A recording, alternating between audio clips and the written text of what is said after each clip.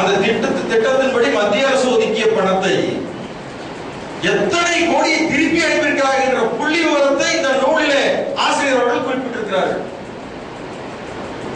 என்ன ஒன்றுமே பிரயோஜனம் இல்லையா? ஆட்கோ என்ன பண்றான்? ஒரு கேள்வி கேட்டார் கருப்பையா பாரு, 1 கோடி ரூபாய் கடன் நீங்க யாராவது வாங்கியிருக்கீங்களான்னு கேட்டார். திருப்பூர்ல முதலிபாளையங்கிற இடத்துல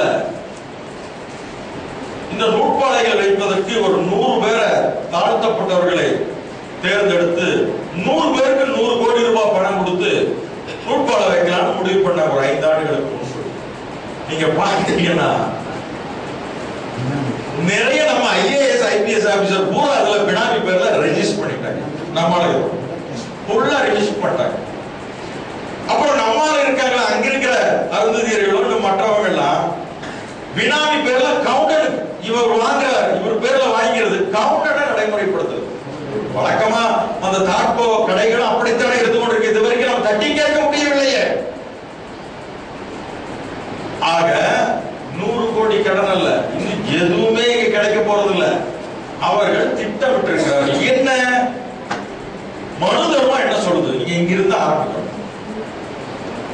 பஞ்சம் சூத்திரனுக்கே வேலை என்னன்னா உழைக்கிறது மட்டும்தான் அவனுக்கு வேலை, வேற எந்த வேலையும் கிடையாது. பார்ப்பனர்கள் என்ன செய்ய வேண்டும்? உழைக்காமல் பிச்சை எடுத்து சாப்பிடும் விருத்தி இதானே. அந்த மனு தர்மத்தை அவ தலையில என்ன எழுதியிருக்கோ அதான் அதுபடிதான் நடக்குன்னு அவன் சொல்லிக்கிட்டே இருக்கான். ஆக இதை உடை தெரிவது என்ன? தந்தை பெரியார் அவர்கள் சும்மா சொல்லுங்க. தந்தை பெரியார் அவர்கள் இதே திருச்சியில 1952 நினைக்கிறேன், நாகப்பட்டினம் திருச்சி இதே பொன்மலையில ரயில்வே தொழிற்சங்கம் தொடங்குவதற்காக அவரை அழைத்து வருகிறார்.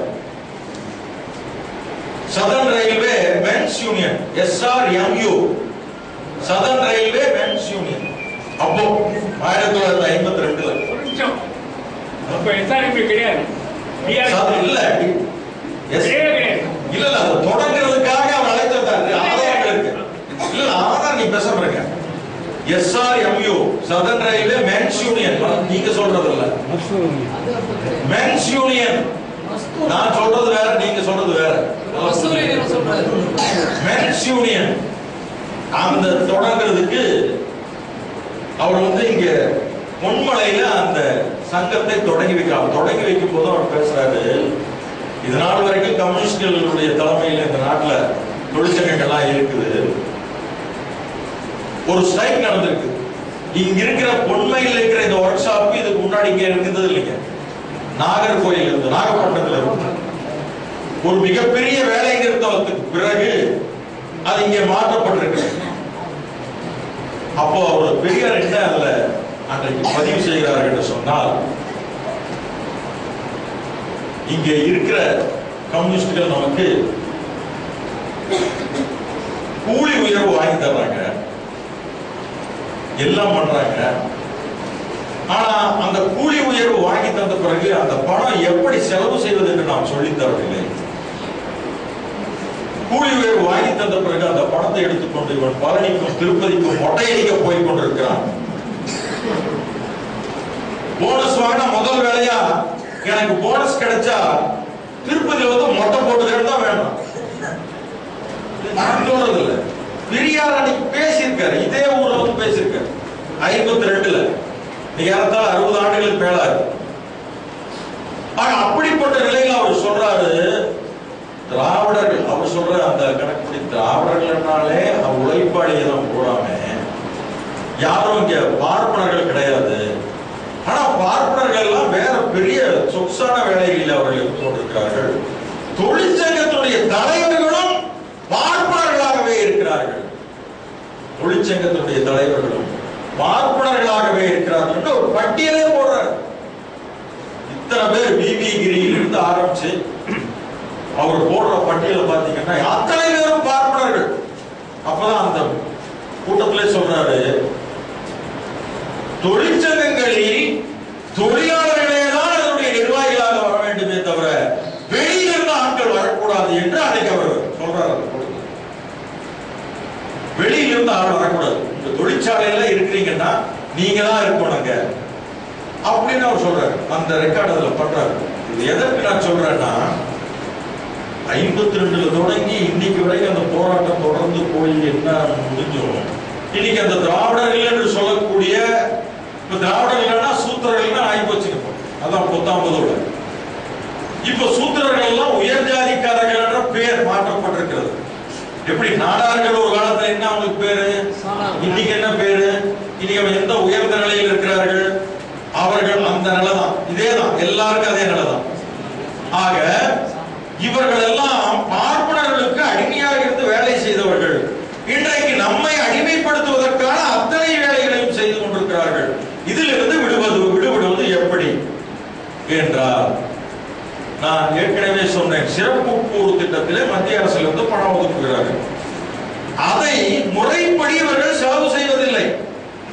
இப்ப வன்கொடுமை தடுப்பு சட்டத்தில் விசாரிப்பது டிஎஸ்பி தான் விசாரிக்கணும், தனி நீதிமன்றம் வேண்டும் என்று சட்டம் சொல்கிறது. ஏன் தனி நீதிமன்றம்? இப்ப நம்ம தலிஸ்தான் கேட்கிற மாதிரி தான் தனி நீதிமன்றம். இவர்களுடைய பிரச்சனையை கவனிப்பதற்கு மற்ற நீதிமன்றங்களால் முடியாது. இதற்கு தனி நீதிமன்றம் வேண்டும். ஆதி திராவிட நலத்துறை என்று தனியாக வச்சிருக்கோம்ல, ஆதி திராவிட நலத்துறையில அங்க தாசில்தார் ஆதி திராவிட நலத்துறை தனியா வச்சிருக்கோம். ஏன் வச்சிருக்கோம்? ஆக எல்லாவற்றுக்குமே தனியாக வேண்டும் என்பது தலிஸ்தான் என்பது தனியாக ஒரு தேவைப்படுகிறது, தனியா வேணும். இதற்கு ஒரே ஒரு செய்தி. 2002 இந்திய குடியரசுத் தலைவராக இருந்தவர் KR நாராயணன். இந்திய வரலாற்றிலே முதல் முறையாக ஒரு குடியரசுத் தலைவர் குடியரசு தினத்தன்னைக்கு ஒரு அறிக்கை கொடுப்பார் மக்களுக்கு. அதுல ரொம்ப வித்தியாசமான ஒரு அறிக்கை கொடுத்தவர் KR நாராயணன் மட்டுமே தான், வேற யாருமே கொடுக்கல. அவர் என்ன சொல்றாரு, இந்த நாட்டிலே மிக நீண்ட நாட்களாக வஞ்சிக்கப்பட்டவர்கள் யாருன்னு கேட்டா பெண்களும் தலித்துகளும் தான், மலைவாசி மக்கள். இவர்களை கவனிப்பதற்கு சிறப்பாக நாம் கவனம் செலுத்த வேண்டும். அப்படி கவனம் செலுத்தவில்லை என்று சொன்னால் பின்னால் வரும் சந்ததியர் நம்மை பார்த்து ஏசுவார்கள் அப்படின்னு அவர் ஒரு கோடிட்டு காட்டிட்டு அவர் என்ன சொல்றாருன்னு சொன்னா, போபாலிலே ஒரு கூட்டம் கூட்டப்பட்டது. ஏறத்தாழ அதுக்கு முன்னாடி ஒரு 6 மாசத்துக்கு முன்னாடி போபாலிலே காங்கிரஸ் கட்சி ஆட்சிங்க. திக்விஜய் சிங் அங்கே முதலமைச்சர். அவர் என்ன பண்றாரு, இந்தியா முழுவதும் தலித் அறிவாளிகள் 250 பேரை அழைத்து ஒரு மாநாடு போடுகிறார். எங்க? போபால். அது போபால் பிரகடனம் சொல்லிட்டு 21 அம்ச திட்டம் ஒன்று வெளியே வந்தது. அந்த திட்டத்தில் பல விஷயங்கள் அங்க சொல்கிறார்கள். அதை நாம் நடைமுறைப்படுத்த வேண்டும் என்று KR நாராயணன் அதில் குறிப்பிட்டு சொல்கிறார். அந்த திட்டங்கள்லாம் பாத்தீங்கன்னா, இந்த மக்களுக்கு நிலம் வேணும், அவங்களுக்குன்னு தனியா எல்லாம் வேணும். இதை சொல்லும் போது என்ன வேணுங்கிறதுக்கு ஒரு சிறந்த எடுத்துக்காட்டு சொல்ல வேண்டும் என்று சொன்னால்,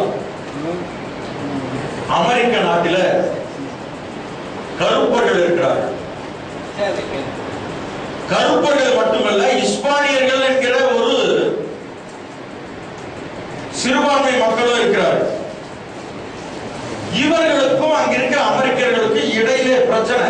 இங்க இருக்கிற கருப்பர்களுக்கும் அமெரிக்கர்களுக்கும் ஏற்படுகிற பிரச்சனைக்கும், இங்க நம்ம தலித்துகளுக்கும் இங்க இருக்கிற ஆதிக்க சாதிகளுக்கும் ஏற்படுகிற பிரச்சனைக்கும் அவ்வளவு பெரிய வேறுபாடு இல்ல, ஒன்னேதான். அப்ப அங்க என்ன நடக்குது, எங்களை யாரும் மதிக்க மாட்டேங்கிறாங்க, எங்களுக்கு வேலை கொடுக்க மாட்டேங்கிறாங்க, நாங்க இந்த நாட்டினுடைய அடிமைகள் சொல்லிட்டு 1950-60களிலே கருப்பர்கள் என்று சொல்லக்கூடிய, இப்ப கருப்பர் அவங்களை சொல்ல முடியாது, இப்ப அவங்களுக்கு பேரு ஆப்பிரிக்க அமெரிக்கன், ஆப்ரோ அமெரிக்கன் தான் சொல்லணும். அவங்க கிளர்ச்சியை கிளப்புறாங்க. அப்போ அங்க சமூக சீர்குலைவு ஏற்படுகிறது. அமெரிக்காவில் ஒரு கிளர்ச்சியை, உழைக்கிற மக்கள் ஒரு கிளர்ச்சியை நடத்துகிறார்கள் அமெரிக்காவில். அப்ப அந்த இடத்துல ஒரு சீர்குலைவு ஏற்படுகிறது. சீர்குலைவு ஏற்படும் பொழுது இது என்ன பிரச்சனை, இந்த கருப்பர்கள் பிரச்சனை, இதை பார்த்து கவனிங்க அப்படின்னு சொல்லிட்டு அரசு என்ன செய்கிறது, ஒரு ஆணையத்தை நிர்ணயிக்கிறது. அந்த ஆணையத்துக்கு பேர் கெர்னல் ஆணையம். கெர்னல் ஆணையம். அந்த ஆணையம் இதெல்லாம் விசாரிச்சுட்டு ட்ரஸ்ட் தெளிவா சொல்லுது, இந்தியா அமெரிக்கா வந்து ஒற்றை நாடு என்கிற நிலை மாறி இருக்கிற கருப்பர்கள் எல்லாம் கிளர்ச்சி பண்ணா இது ஒரு 2 நாடு அமையும் போல இருக்குது, இது இப்படியே விட்டுறக்கூடாது.